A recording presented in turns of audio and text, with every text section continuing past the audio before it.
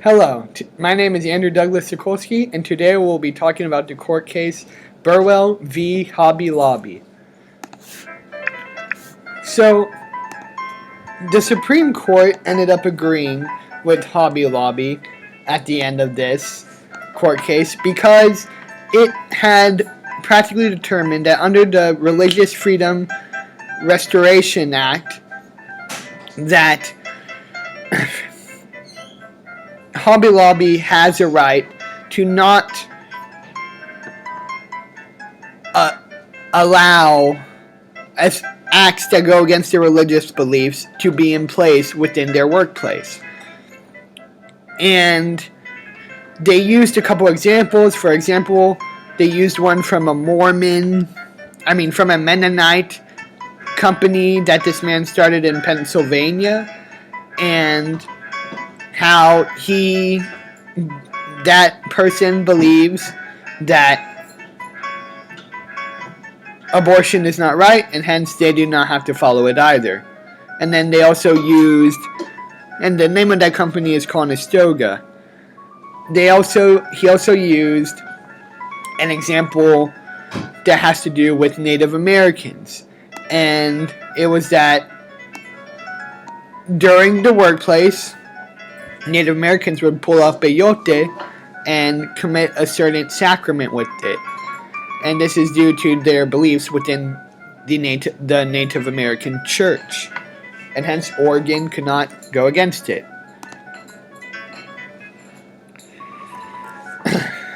Furthermore, in summary out of the complex document, which you can read, and I will attach the link to it on my video on YouTube, is that you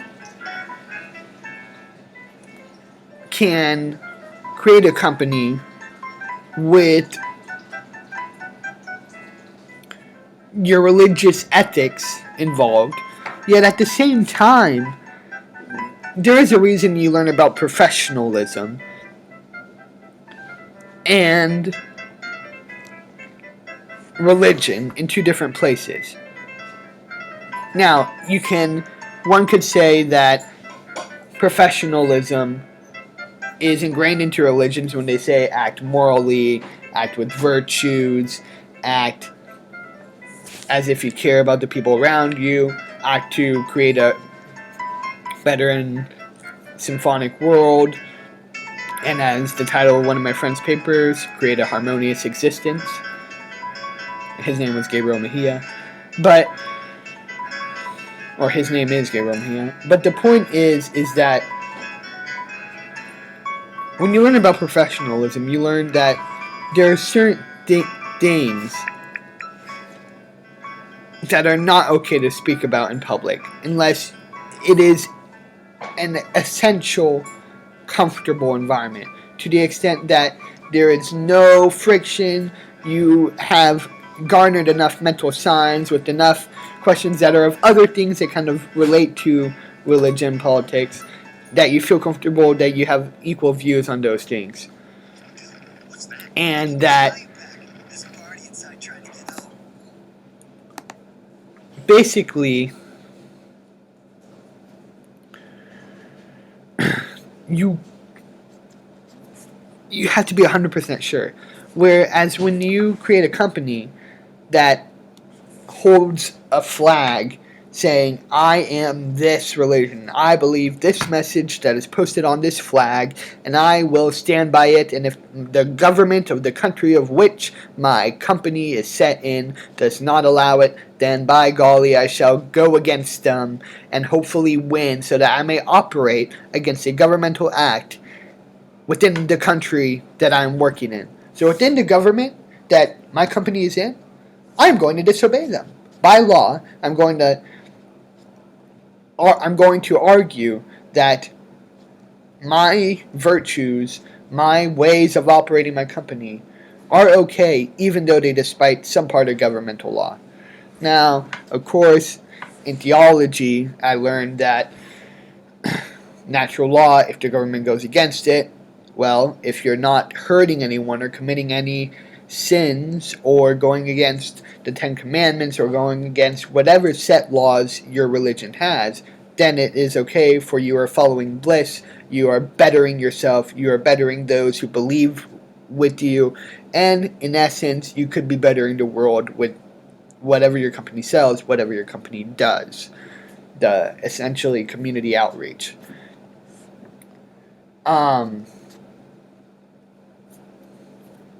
And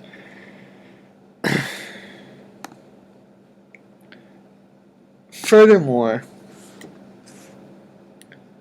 it is a bit undemocratic to, or a bit unloyal, which is how America got built in a sense, to the extent that they fought their government in order to create their own government, is that to say, I will basically keep a set ethic. I will stamp this post in the ground, and I will use my freedom of speech, which they argued for, my freedom of religion, which Thomas Jefferson supported, to do whatever I like within a country that I hope I can sell to. That is just, the logic of that is a bit jumbled, almost like an abstract algebra shape. It looks one way, but actually the mathematical formulas are another way, but then if you divide it, it goes back, and after a couple multiplication symbols and additions, and you end up arriving at a solution, it is like this, even though it's been like this and this and this from time to time. And I just don't get it. When John F. Kennedy said,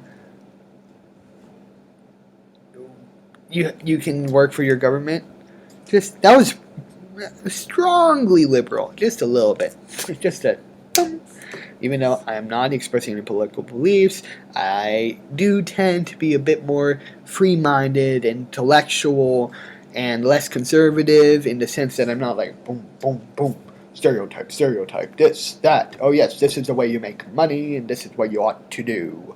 No, I'm not exactly like that. I'm probably a little bit too much. La la, but yeah, off topic. But the point is, I do feel you should give a bit of loyalty to your government. Just a bit. I mean, you are trying to attract people within this country, and you are working for the country. But moving on to the other aspect of it, first of all, why would you include your religion fully in a company that the people who work there are not all part of your religion? They are not devout Protestants or Presbyterians, because the man who runs Hobby Lobby is Protestant or Presbyterian. And to be exact, I will tell you what he is right now. He's actually a preacher, I believe, and his last name is Green.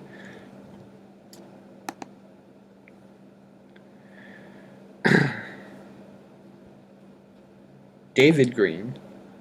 And he is Assemblies of God preacher.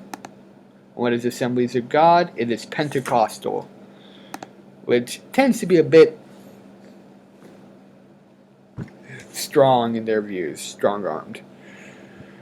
If not everyone there is Pentecostal, how do you expect people there just to go, oh yeah, you want to do that? Sure, man. All I care about is purely the money. And even though there are people like that, I doubt the majority would go, oh, I will do anything. I will lay here on the ground, look up at the sky, and praise this God of the wind if you give me $1 million. I doubt everyone would do that. I bet it would be a little bit more than 50% that would not do that act. Sorry for my speech usage there of the word But the point is, with a store that does not sell religious goods, as some stores do. They do sell Bibles, they do sell particular things adhering to a certain religious belief, and most people there are part of that religion because they have to know about it, and they usually tend to be amused with it. Amused in a positive sense, where they are intellectually curious about it and they care about it. Then, yes, I mean, the company is selling stuff about your belief. It should be run by your belief. But at an arts and crafts store that I used to buy things to make poster boards with, and arts and crafts, making picnic baskets, yes, basket weaving, and making candles, why? Why include your beliefs there? But it just confuses me. It's like using scientific theory at a pen store. Why include Newton's principles? Even though I am all for the connection of education, I do love that, and I believe that everything is connected. But not a lot of people notice that, and to use that as a guiding principle that all should believe in Newton's theories, or in the theory of Galileo, or let's say they all believe in the Flat Earth Society. Why, at a pen store, do you need to impinge upon the workers that they must believe the Earth is flat? And if they do not, well, keep their mouths of the unopened sort to create the idea, to craft the idea that the Earth is round is hearsay, heretical, that is. Would be crazy. You expect people to go there and see information and go, no, the world is round, but I'm not going to say anything. I'm fine with my boss being small-minded and rural. This is the way it is. Yes, I have read articles and different things, but no. No! Thou art knowledgeable, and thus you shall not listen to the words of others. Listen to your own words, my lad, and do not let them be criticized. What happened there? What? But anyways, with this court case, first, I believe Hobby Lobby should not use their beliefs on a store that is arts and crafts. So that eliminates that eliminates the whole case. Of course, yes, government, let's do it. Now, not just everything the government says, but law, contraceptives, looking at the sex issue that some women have when they have a baby that they did not mean to have, and they're like, and they act as if their lives will be dramatically transformed and reflected and reversed and reciprocated if they do not have a contraceptive. And you go, no, my lad, and you do not have money, no, my lady, you do not have the proper amount of currency to buy contraceptives, and you're asking me to give you a discount? Oh, that is similar to the act of you stabbing this pen through my heart. What a cruel act to say. I shall not give you the money. The money is for the glory of God, and the glory of my company, and the glory of, well, you and all the other workers, but no, not this. I'm sorry, but this is a problem that I spiritually believe is illogical and cruel. Contraceptives. What are you? You're suffering because of this? You should be in the utmost joy to be having a kid you cannot pay for, cannot provide for, and that will most likely die in a few days after you give birth to it. Great. You should be filled with an immense joy. Positivity shall expound upon your world with this act. Okay, well, that is the end of the video, but I just wanted to say I do acknowledge that it is okay that the court did this. It is okay. Is it the best? Not really. I feel the stores being associated with religion and the courts being okay with the non-separation between religion and corporations, and the amount of the diversity of the workers there that are apparently going to adhere to this because they want their paycheck. And suddenly the thought doesn't occur to them that these people could go and strike because they're not able to get contraceptives from their workers and they want to go somewhere where they are provided with a discount. That just makes me crazy. But I accept religion is very crucial to people. It is tough to accept a belief that is not according to your religion. I see that point of view. I acknowledge it. But please, with such a mass, let's not create a society of one religion where other religions can be simple diaries that are kept secret like Anne Frank's. But rather, let's create a society where everyone can have their freedom of religion. Everyone. Not only the leaders of the corporations, but everyone within the corporation can have their own freedom of religion. And then we can talk about issues such as these, if they do arise, if the circumstances question happen.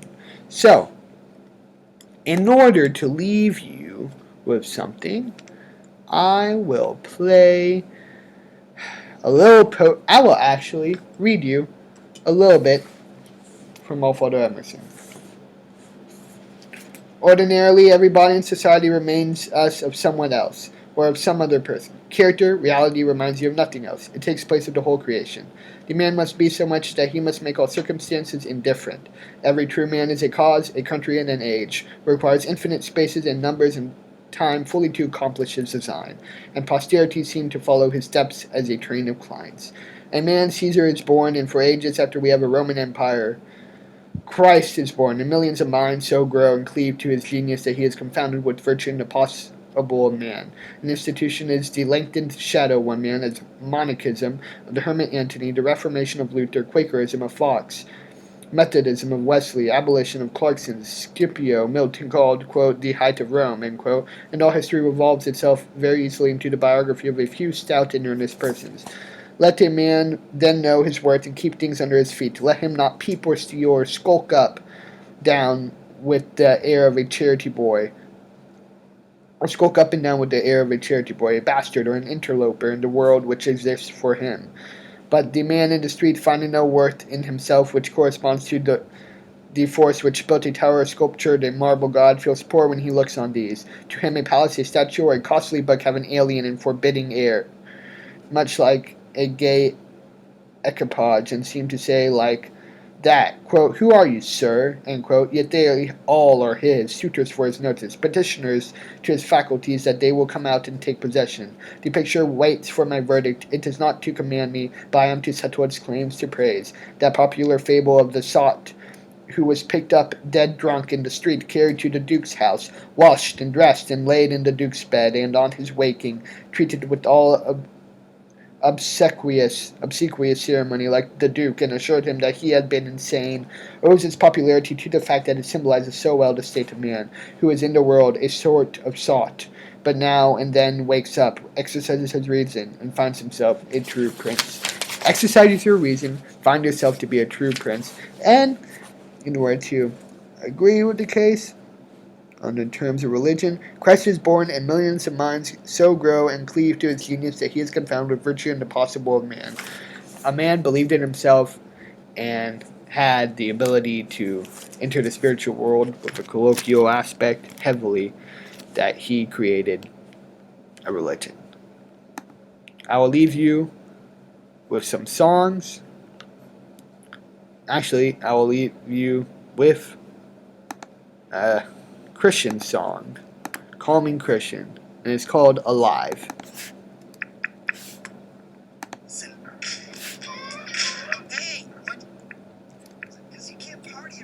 After this ad comes on, which I'm sorry for. Grab some friends in a Mickey D's value pack. $15 gets you 4 cheeseburgers, 4 hot and spicy chicken sandwiches, 20-piece McNuggets. Well, I'm desperately sorry about that, but I hope you have a great night, and I hope you all gain your own opinion about the Hopi Lobby case. Farewell.